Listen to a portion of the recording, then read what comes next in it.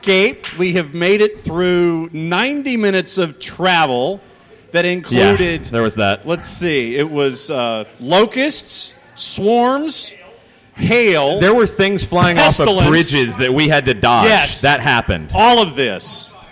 Car fires, tire fires. I didn't see those. There were tires that were retreads that were all over the interstate. Had to dodge some retread, yes. But we're here. And yes. We're here at Pizzeria Azzurri.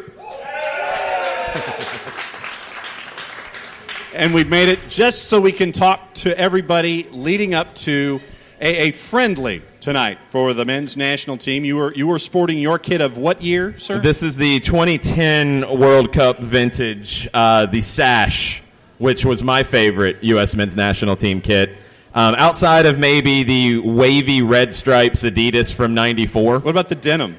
Denim is... I have the denim jacket buried somewhere in my stuff. I would go denim jacket. I don't know if I'd go with the denim kit. But you'd have to look like Alexi Lawless back then if you were going to wear that look. Yeah, I'd have to grow the beard out, and I don't know how that's going to work at this stage. We do have a lineup out for the United States as they face Uruguay tonight in St. Louis. Who's in net? Brad Gazan is in net. Miles Robinson does not get the start. A little disappointed about this. Sergino Dest, Tim Ream, Aaron Long, Reggie Cannon are your four across the back. Christian Roldan, Jackson Ewell, Sebastian Leggett are your three midfielders. Up top, it's Boyd, Sargent, and Morris. Thoughts? Did you want to go Whiteboard Chronicles on this, sir? No, I mean, it's set up a little differently, and what I want to see is, does he actually play it like a 4-2-3-1, or does he do the weird Dest or Cannon tucking inside thing? I'm thinking that's going to happen at some point. I don't. I think it's not. I think it's going to be pretty basic here. It's going to be the Berhalter tuck. The Berhalter tuck, that's what we're going to call it? I guess. Capital T with a trademark, it's the 3GB tuck, brother. Oh, I hope not. What you going to do when the 3GB tuck runs forward? It hasn't run wild on anybody lately, it has so not. No. My initial thoughts about it, I mean, Tim Ream and Josh Sargent get the start in their hometown. Yeah. That's very cool. Understood. Brad Gazan in goal makes a lot of sense for a team that wants to play a possession style. And he's close to hometown. I mean, it's Illinois. It's one state over. Yeah, actually, there'll be a lot of Brad Gazan fans in the stands, I would imagine. Destin Cannon out wide. I like those two guys as outside backs. They can get forward. Don't tuck. Don't do silly things with them. Let them go and attack. Jackson Ewell is a player that I think is incredibly underrated, and this is a big opportunity for him. Christian Roldan, I think he's going to be the 6 tonight. Yep. They've played him a lot as kind of an 8 or a 10, like charging forward, being an attacking central midfielder.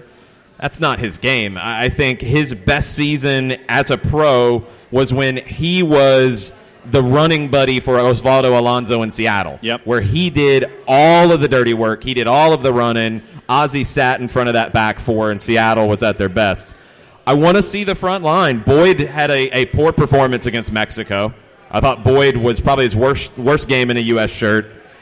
Jordan Morris is a player who you never know what you're going to get. No. And sometimes that plays to your benefit. Jordan Morris is athletic. He's fast. He, I think, is pretty creative for a player who I wouldn't necessarily consider technical, but he can be effective. And then the big question is Josh Sargent. This is a big opportunity for him. Can he take that 1/2 spot as the next in line, which I think he is, but can he go ahead and jump that and be the guy that puts pressure on Josie Altidore to be a starter? Because I still think Josie is the man for this team in a game that matters if he's healthy. Right. Sargent needs to become that guy, and I think he needs to become that guy quickly. All right, time for a straw poll. Straw poll. Straw poll for right. everyone here. And thanks to the Suburban Ultras for hanging out with us, and they just posted, I think, photos that we did, in fact, make it north of the wall. And you have been adorned, by the way. I forgot to mention this. Yes, it is my second Suburban Ultra scarf. You have the summer scarf this time. I knew I have the summer it's very scarf. Light. Yes. Very light and airy. It's kind of hot out there, so I'm glad it's the summer scarf today. All right, straw poll. What does everyone think of the starting 11 tonight? Yay, nay, boo. Yeah, lots of We got an experimental and a thumb side. We got thumb sideways. Is that pretty much what it's looking like here? It's like a yay? Muted yays? Muted yays from Daniel Price? Yeah. Yay? I think that's fair enough. I almost felt like Lil Jon there for a second. No, you're never going to be like Little John. Stop. No, that would be if you approved of the starting 11. You go, yay! No. Yeah, it was kind of like, meh. So thumb sideways is what we're looking at here for the starting 11? Okay, so Daniel's kind of gone north of 90 degrees or 180 degrees. North. I think there's good things about it. I mean, Brad Gazan in goal allows you to build out of the back much more effectively. I'm good with that. Yes. Dest and Cannon have to play the roles as outside backs. From backdrop soccer contributing a lot, I like it. Is Sargent a better long-term starter option at striker than Jossie Zardes? Sure, Altidor's the number one, but has Zardes played his way out of number two?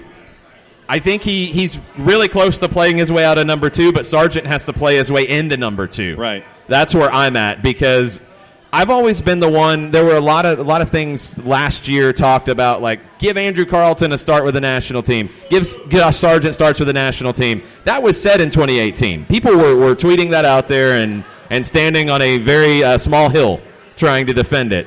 You've got to earn it at the club team level. You've got to be playing with your club. You can't just jump everybody else. Up soccer, new to the SDH Twitterverse. Yes, correct. Back to Brooks. I think Robinson is ahead of Zimmerman for me. Oh, I agree. I'm probably a little biased because I've watched Miles Robinson. You're a little biased. No, not from being biased because I call Atlanta United games, because I've watched him day in and day out. No, we have for the last 2 years. And Zimmerman has limitations that Robinson doesn't. Zimmerman has experience that Robinson doesn't too. But Robinson in this system, I'm way past the he's not good enough with the ball at his feet line. Miles Robinson can play in a possession system. Doubt. He's been key for Atlanta United in a possession system this year. Is he going to hit the 60-yard long diagonal? No, not yet. He doesn't. He's not playing that right now. He doesn't have to. No. Can he? We'll find out. But what he can do is he can step into the midfield on the dribble with his speed and break teams down in a different way. That's critical. No, one other guy that I want to get your early opinion on. Okay. Sergino Dest being in the 11. I really like Dest's game. I love that he's starting to break into the Ajax first team. He's still young. And he's still, look, there's a difference between the U20 World Cup and the senior national team. There's a gap. And he's still figuring out what that is. He had some good moments against Mexico. He also got toasted on the opening goal. He's still looking for it. He's still trying to figure out how to close his legs on that one. It happens, though. You're a young player. It happens. He has the potential. He has the ability to be a guy who starts as an outside back for this team for a decade. He's got to show it. He's another one who, him and Sargent both are breaking into senior club teams. They've got to get games. They've got to know when to make the right decisions, when to make the safe decision, and when to just allow the game to play. Sometimes young players try to do too much, and Dest and Sargent tonight need to show that they can fit into this team and fit into the system. The capital T, capital S, is that what we're referring it to? Yeah, it's getting close to being all caps. The system. The system. I feel like I should do it in some kind of deep, dark Keith Morrison kind of a voice, maybe. Yes. Or is it the system? That'd be more Keith Morrison. Is it the system, or is it? It's the system. And that's okay. But you've got to have more flexibility in the system. And I think we'll see that as Berhalter gets some experience at this. And you've got to have a plan B when the system doesn't work. Plan B. Because you're going to play teams that are more talented, and you've got to have a different way to deal with it. You've got to be able to make the decision that Tata Martino made going into the postseason last year. That, look, my system ain't working. I've got to change it up if I want to win. And that's what you have to do when you get into games that matter. So we'll see if Greg does that. Brian Rodriguez is starting for Uruguay tonight. Brian Rodriguez of LAFC is a beast. That guy's talented. And he will be a handful probably out wide for Uruguay tonight. Muslera, Caceres, Jose Maria Jimenez, Sebastian Coates, Vina, Betancourt, Vecino, Valverde, Brian Rodriguez, Arrascaeta, Jonathan Rodriguez is your starting 11. Jonathan Rodriguez from Rayados in Mexico. Betancourt is an amazing player. But this is a big opportunity for Brian Rodriguez, who is breaking into the Uruguayan national team like Sergino Dest after a great U20 World Cup. Brian Rodriguez is going to push for time now with this team. This is a great opportunity for him to make a case for himself. All right, we're going to be here talking until pregame, so if you've got any questions, if you're listening to us on the Soccer Down Here app, available for download, by the way, on iOS and Android. So whenever we do a show, whenever we're live, say here at Pizzeria Azzurri. You studied the Mick Foley cheap pops. Exactly. I like it. See? So when we're at places like this, if you got questions externally, ask them. That's what the Twitter's all about. Whenever there's a new show on the app, you know when it's coming. Daniel Price is like Class A question asker extraordinaire. Well, he's got a question that I need to ask. So then ask the question. Because it's basically an AMA when we do these things. Yes, it is. Why doesn't John like beer? Is he not American? John is very American. He was born in Lakewood, California in 1792. Yes. But I will go ahead and break the fourth wall. That's what we do. New Year's Day, 1990. That was the last day that I had a drop of alcohol. So, no, I did not wake up. Since New Year's, no, I did not. Since New Year's Day, 1990, I have not awakened. No. Sounds about right. No, but so when the boss, we go out in public, the boss says, I've married my designated driver. That is true. I would much rather make sure that everybody gets home in one piece, and I will be the guy behind the wheel each and every single time. But no, I just... Exactly. Yes. Yes, you do. Yep, you don't need lift. But no, so, New Year's Day 1990 was the last drop of alcohol I ever had. It is every day. It is something that you go after every day. So... Well, no, close. Okay, so close. Here we go. Florida State weekend. I started on an empty stomach at about 9:30 in the morning. The last thing I remember was driving to the liquor store to get more. Oh, no. I did not get the second half because it was a noon kick that year. So I did not remember the second half.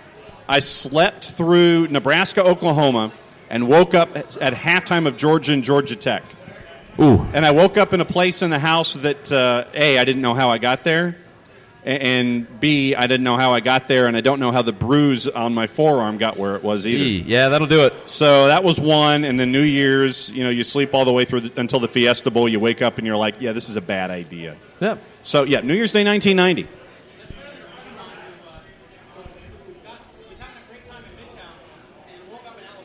True. I'll grant you that one. I have not done that one. No, I have not woken up in another state. So, I'm the guy that drinks sweet tea every single place we go. I don't doubt that for a second, Percy. Oh, that was pee? Okay. I feel like we need a house mic. Yeah, we're about to that point. I think next time we know to bring extra mics. Hang on. Set them up on the Suburban Ultras table over here. Hang on. Oh, no. We have the third one. So the third one, we can plug the third one in, and if anybody wants to come by. There you go. I'm just going to go ahead and plug it in. All right. And unwind it and take it over there to the end of the table. Well, probably you take that one. All right. Well, hang on. All right. So I have the third microphone. John and the battle with technology that happens every day on the show. Of course it is. So if anybody wants to come up and ask a question, we have the third microphone available. All right. So Daniel Price, if you have a question, come on up, brother. Anybody who's got questions. Get dangerous. While we're here. He'll have one. He'll have one. So if anybody's got a question, come on up. It's open mic night. We have time. Yes, we do. No singing. We're not doing karaoke. No. Nobody wants that. You don't want that. Wayne Rooney did some karaoke, though, in D.C. If you haven't seen that clip, that's awesome. That. Wayne Rooney singing Johnny Cash at a piano bar. Amazing Stuff. That guy, he's such a lad. Was it truly amazing stuff? It happened, and Chris McCann was there to witness it. Oh, he was? Yes. He was one of the wingmen for the evening. Wow. Rooney might need a couple wingmen if rumors are to be believed. There's been things said. Yes, there have been things. There's been things said. So does this mean that Chris McCann might be heading to Darby County too? No, this was from before. This was from before. Okay. Chris is back in the homeland. He's back. He's back in the homeland.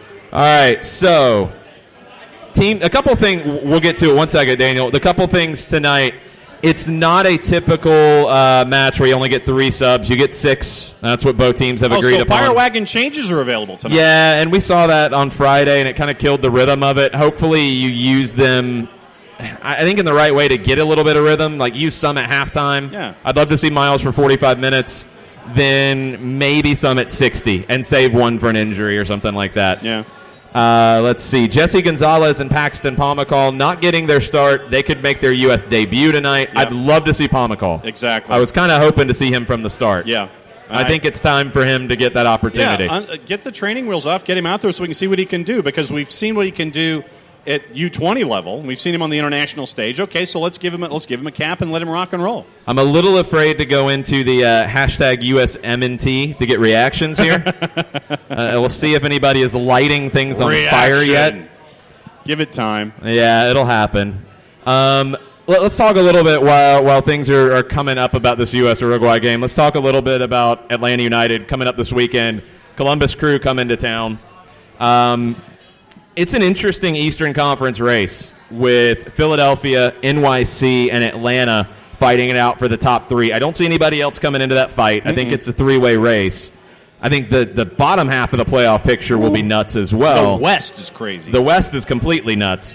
But the top 3, we'll learn a lot about Toronto and NYC tomorrow. And we really need to see Michael Bradley, and we need to see Josie Altidore, and we need to see Omar Gonzalez. Since they didn't go play with the national team, they need a big performance at Yankee Stadium. Mm-hmm. That would be great for Atlanta United if Toronto can go in there and even get a point.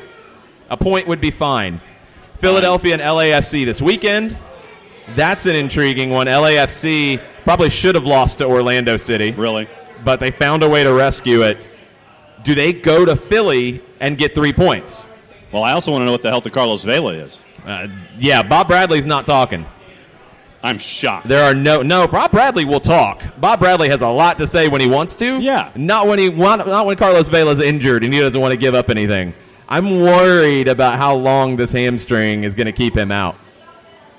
The fact that he's not talking, that makes you think that, we'll see. Eber is out for a while for NYC. Hopefully we'll be back for decision day for them. But that's not a guarantee. Philadelphia, pretty full strength. And this is a big opportunity for them, in my mind, to make their statement about being a team that can win the East and can get to MLS Cup. I forgot to look at this up earlier, but I have our numbers from our Juicebox purveyors for tonight. For tonight? Yes. All right. What are the Juicebox purveyors saying about United States and Uruguay? Which side would you like first, sir? Let's hear it for the home side. The home side is plus 260. Plus 260. Wow. That's a big home underdog. That is a big home dog. Okay. What's Uruguay? Plus 110. So the draw? Plus 220. The draw feels about right. Yeah. It does. A lot of people have been worried about this match from, the Uruguayan standpoint about they're so much more talented. Not this group necessarily. No. This is not their full strength squad. I think there is a possibility that the U.S. can get a result here. I think they need to play for more than just a result because they have to put on more of a performance than they did against Mexico. And I don't know what's going to happen tonight, honestly. That's where I'm at with the U.S. at this point with Berhalter. I don't know what I'm looking for. I don't know what to expect.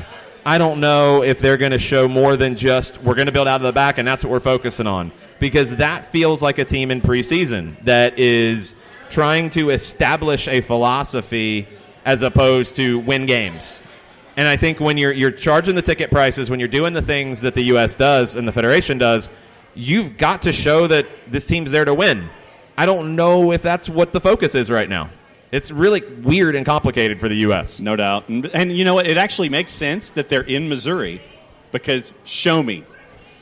Nicely done. Thank you. You were waiting on that one. You had it written down. I was sitting there. You're talking about it. I figured. Yeah. Good work. All right. We have a question from the crowd. Question from the crowd on open mic night. Dan Booth with Suburban Ultras. Hello. Good evening, y'all.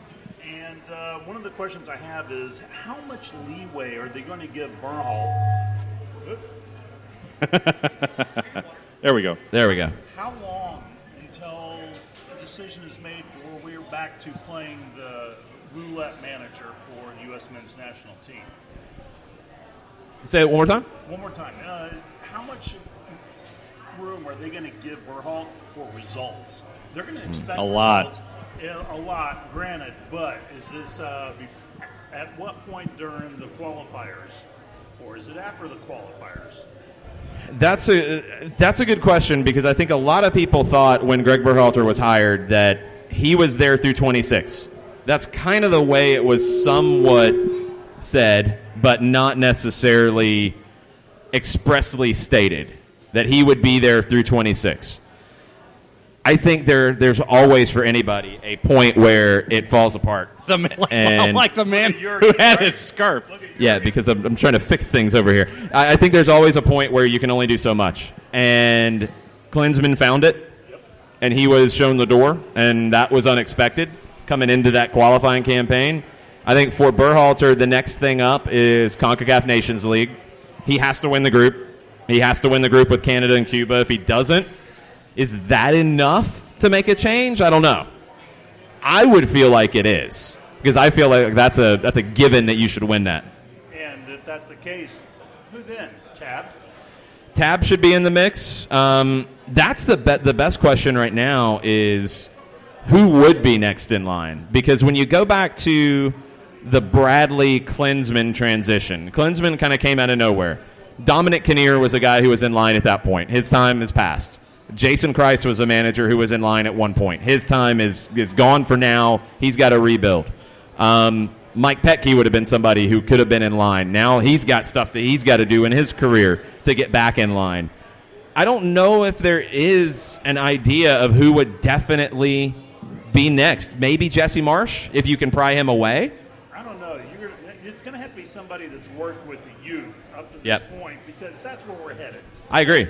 And Tab, to me, is the one who knows these guys inside and out and has been working with them for years, and he would know how to utilize them. The knock on Tab would be that he hasn't managed at a senior level. And if I was Tab Ramos at this point, because I believe that's one of the things that they said why he wasn't truly a candidate this go-round. Go take a pro job. If there's the right one, and maybe he felt like Cincinnati wasn't the right one, maybe he felt like Colorado wasn't the right one. We'll see if others pop up. I mean, New York Red Bulls fans are being very loud, and Tab's a Jersey guy. So would he want to, though, go into a plug-and-play situation like the Red Bulls are, where you're going in and you have to match their philosophy? Your philosophy doesn't matter. You have to coach the way that they want you to.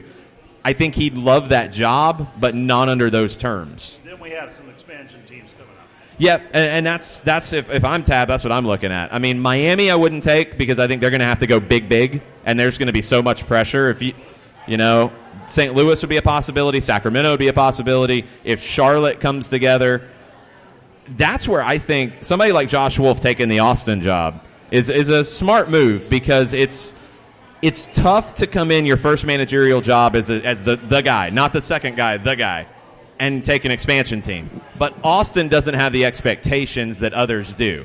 Miami, if they're in a bad spot halfway through, bye, he's fired. Whoever it is, they're fired. Like, the expectations are immense for day one. I don't think that'll be the case in St. Louis. It definitely won't be the case in Sacramento. I don't think it would be the case in Charlotte if that one happens, if whatever the 30th team is. I think there's possibilities for Tab with one of those. But now he's kind of starting at least the process for another U20 cycle. And he was the one who announced these call-ups. I don't know what his contract situation is. If the right opportunity arises, he should go add to his CV to be ready. I think he could be somebody who, if this cycle doesn't go well, he could be the guy to lead him into 26. But I'm fascinated to see what that depth chart looks like, because I don't think there's easy answers. Question? Daniel? John, switch with... I will switch. Yes. Daniel, please take this microphone. Why, thank you. So what kind of result tonight do you really think U.S. men's national team needs to get to quell the fears? Speak up. I love how he said Atlanta. Yeah.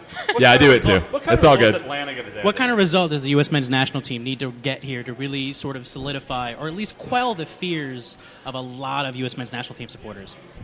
And that's what's tough, because I don't know what the expectation is. I don't know if Greg Berhalter is being told he needs to win tonight. I don't think so. I don't know if there's a score line. I don't think it's even you have to win. For me, it's about the performance.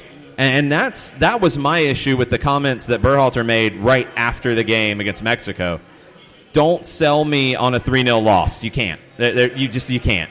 You can say that, we tried to stick to the game plan. We were very focused on the philosophy in this. We didn't execute. We were more focused on the way we played than the result. In a competitive match, we would have done something different. Say that, but don't try to sell me that the 3-0 loss was good. You already have a huge toxic fan base that's going at you for this. You can't say that. That's been my frustration with U.S. soccer as of late. Is I feel like they are so insulated in a bubble that they're not hearing what the fan base is saying. Now, the flip side is the fan base at times is too much. Okay, no, that's not good enough. Yeah, they go on a witch hunt for players, which doesn't make any sense. Yeah, it's too much. Sometimes it's too much, but you have to read the tea leaves. And if I'm U.S. Soccer, I'm reading the tea leaves because of the box office. And that's the issue, is that people aren't buying tickets to this right now. They're too expensive, to be honest. They're too expensive. Over $100 for almost a nosebleed sort of seat in a soccer-specific stadium? Doesn't make any sense. And you don't know what the product is. Because if it's a competitive game, all right, I'm going to spend that money because it's a big game. I'll spend that for Canada or Cuba in CONCACAF Nations League because I know the objective is to win. I don't know what the objective is tonight. I don't know what has to happen to be satisfied. For me, what I'm looking for is a better performance, fewer mistakes, and a team looking more comfortable in its own skin. And that's what I haven't seen enough of since Berhalter took over. And I get it. You're trying to do some different things. I understand that. But at some point it has to take hold, or you as the manager have to do different things. When does he find the correct players for whatever system he's really trying to build here? He's trying to build the chemistry, but he's rotating everyone constantly. I know he's not getting all the right players at the right time. You have, Josie Altidore didn't leave Toronto, et cetera, et cetera. What does he do to really build chemistry? He's going to have the team for the long haul at this point, right? Yeah. So, what does he do to build this chemistry? I think he needs to settle on a core, and I don't know how close he is to that. I think he needs to build a core of players who can play in the way he wants. There are some limitations due to the player pool. Look, you're not as technical as Mexico, so Mexico can play that system more comfortably than you can. But if you're going to play that system, you've got to settle on a group of 20 to 25 that you feel like you can turn to. Now, in friendlies and with injuries, you're going to have probably 20 to 25 because Josie might be your guy, but he's going to be hurt sometimes. So you got to have somebody else who can fill that gap. Is Josie going to be healthy enough with this next World Cup cycle coming in? He's getting a little older. He's 28. And he's no longer – he's always hurt, it feels like. He I think until Sargent takes it, he's the guy, though. If there's a game that you got to win right now, he's the guy that I'm turning to. But Sargent has the ability to take that spot. Sargent just has to have the opportunities to do it, and he has to show it. Because and that's what it comes back to when you ask about what Berhalter needs to do. He's got to get a core that he's comfortable with that know how to play this style. And we've heard from Columbus Crew players, it takes time. We've heard Christian Pulisic say that it's the most difficult thing in the world. Where's the payoff? There has to be one, or we've wasted a lot of time. But the thing is, especially with the U.S. men's national team, you don't have a lot of time. Yep. You only have maybe the week that you have them for an international break to really sort of implement a system that takes a lot of time. The youth system that's currently set up in the United States is not set up for this. The thing that I think gets kind of lost in the shuffle when we talk through all this stuff is there's two differences in my mind. There's the technique side that you're not going to get at this point. Like, you are what you are.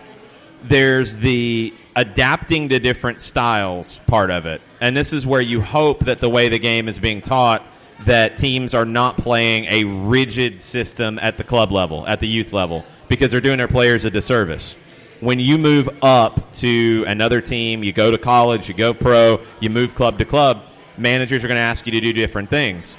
So we can't, as a country, have our youth clubs playing only 4-3-3.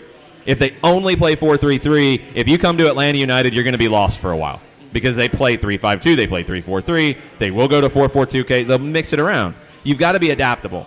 So I think that's the question I have about this group, is you need players who are adaptable. You need players who have some experience in playing in different ways.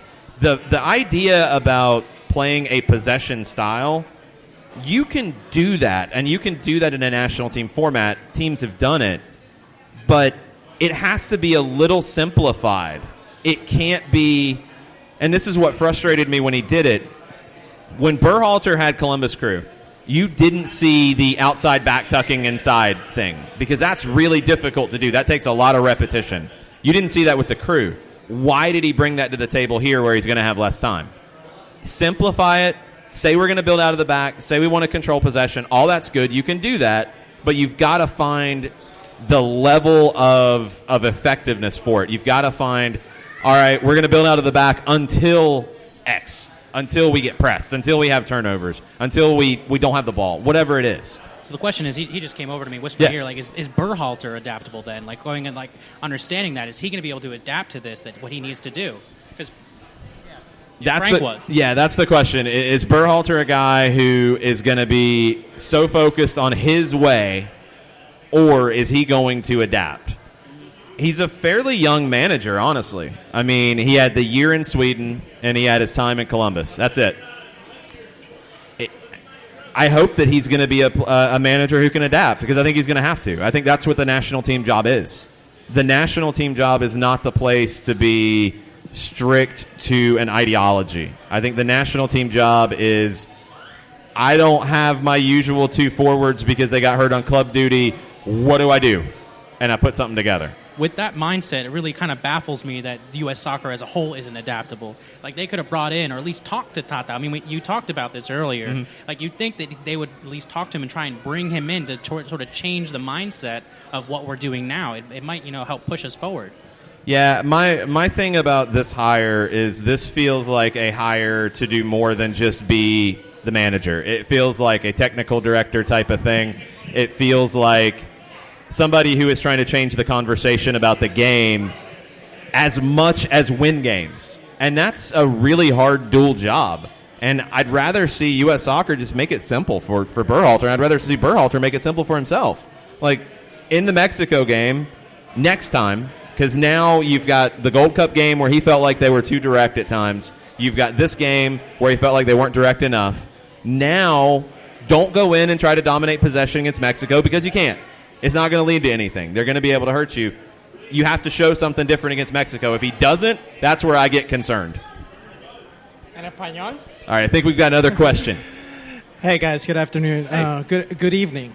Luis, Suburban Ultra, long time, first time. Nice. I wanted to ask you a question. I don't really know a lot about Uruguay. I know that they have very hardy rugby teams, and they have players that keep biting people and somehow don't get their ass. He's not here, luckily. Somehow they don't get their ass kicked out of the leagues. Based on the lineup that Uruguay has put out tonight, how serious do you think they're taking this game? I think they're taking these two games seriously, but they played Costa Rica on Friday, and this is a series for them where they don't have Luis Suarez, they don't have Edison Cavani. It's not their full first-choice group. And where I think really every national team is at the moment is you're looking ahead to World Cup qualifying starting, where the major teams are. I mean, we have like the smaller African teams in qualifying. We have Asia in qualifying. South America doesn't start till the second half of next year. The U.S. doesn't start till the second half of next year. you're preparing. So when you go back to what, for Berhalter, what's good, what's not good, that has to be kept in mind. Like, you're not expected to win this game to get to the World Cup. This is a game to learn something. Right. I think it's the same for Uruguay. But what you're going to see out of this team, they're coming out in a 4-1-4-1. We'll see if that's accurate. They are very good defensively. They're very organized because they've had a manager in Oscar Tabarez who's been there for a long time. You don't have those questions about how to play in the system because the system is ingrained. So you have a team that's very comfortable sitting deep, playing a lower block, and saying, come break us down. We don't think you can. And by the way, we're going to hit you on the counter. It's very different than what Mexico did. So it's a good test for the U.S., but Uruguay, they are who they are. They know how they play. It's individual players in this team that are trying to earn spots. Brian Rodriguez of LAFC is the prime example. A guy who graduated from the U20 World Cup team this past summer. Now it's his second cap with the senior team. He wants to play with Luis Suarez and Edison Cavani. He wants to be that guy. He's got to show big tonight. So it's individuals who are trying to show for Uruguay, not so much a system. For the U.S., it's trying to show that they're getting the system alongside Josh Sargent trying to show that he should be the guy. It's more complicated for the U.S. Okay. All right. Thanks, guys. Appreciate it. Anytime. Can I get one more question? Yeah, definitely. Okay. All right. So Uruguay is a tiny country. Mm-hmm. I mean, I don't know if it's bigger than Georgia. How are they fielding a team from a country that tiny?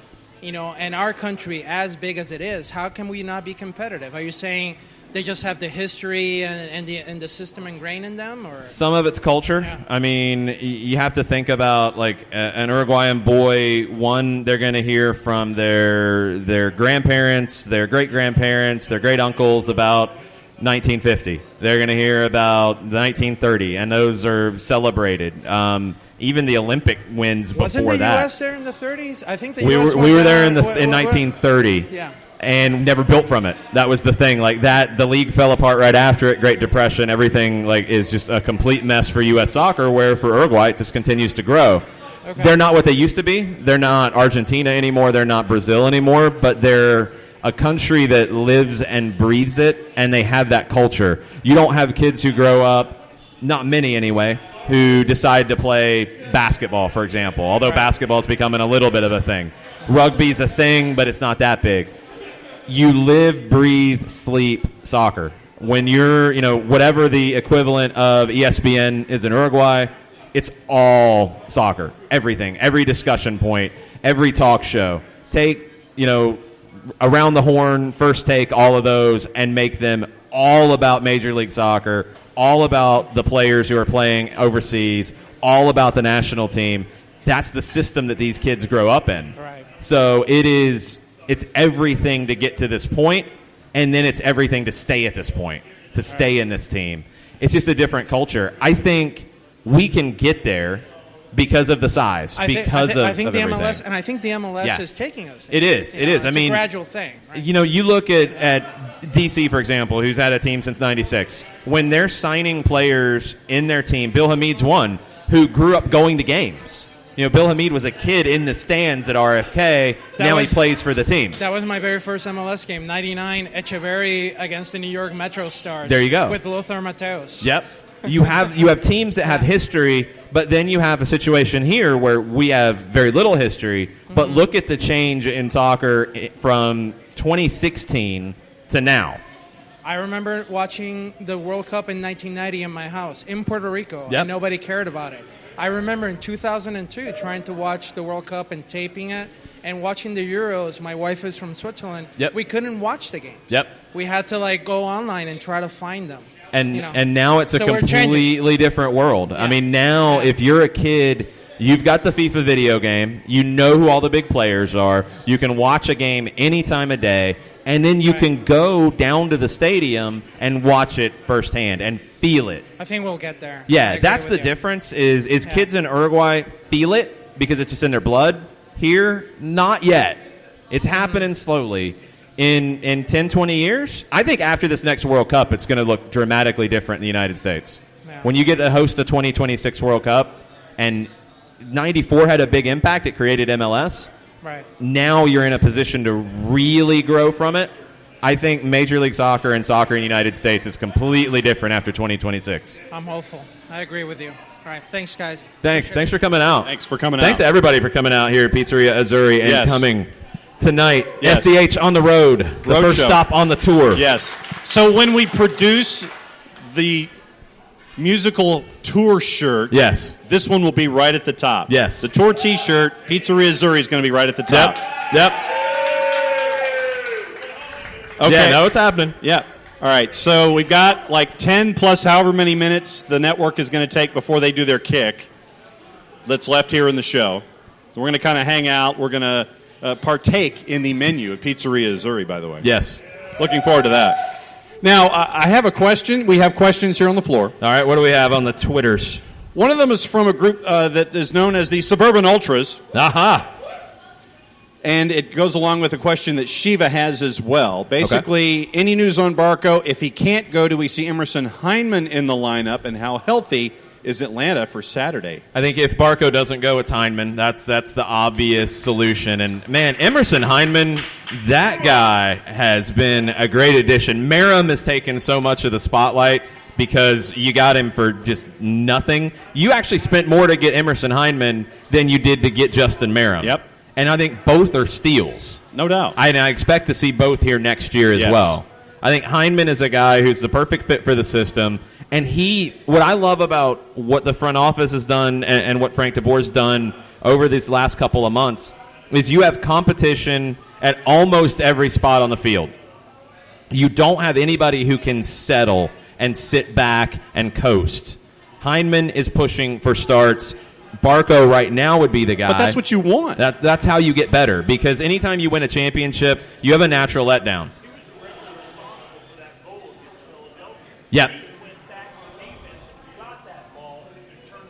Yeah, Hyndman is such a great two-way player. He was big in the goal in Philadelphia. He's been big in a lot of goals. I mean, we've seen him finish too, but he's more of a link to me. He's a guy who can be more of a true 8. When Barco plays that, it's more of a true 10.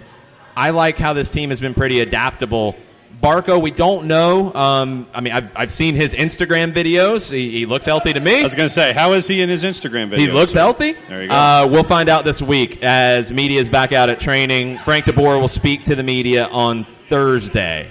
But when that happened, I didn't get the sense that it was a long-term injury.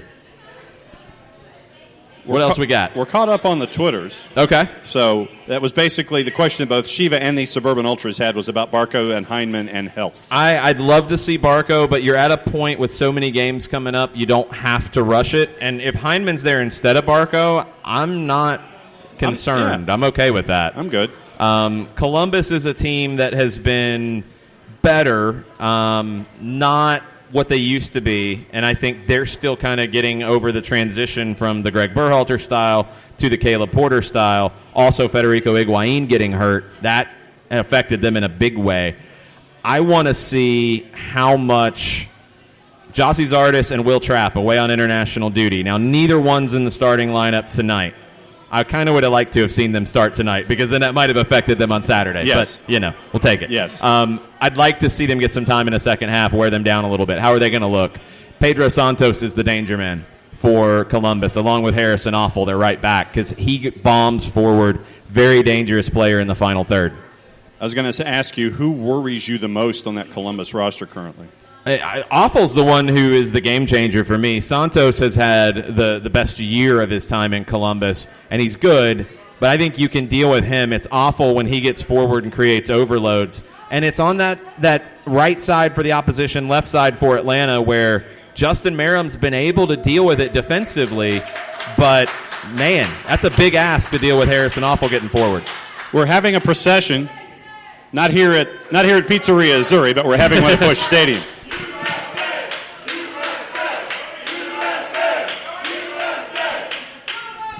I think when the players come out, that's a good cue for us to wrap it up, eh? I think so, because we're going to continue watching everything from Busch Stadium on the FOX network, which is actually FS1 tonight. We're going to hang out with the folks. It's been fantastic to make it north of the wall in OTP. Yes. Love the OTP.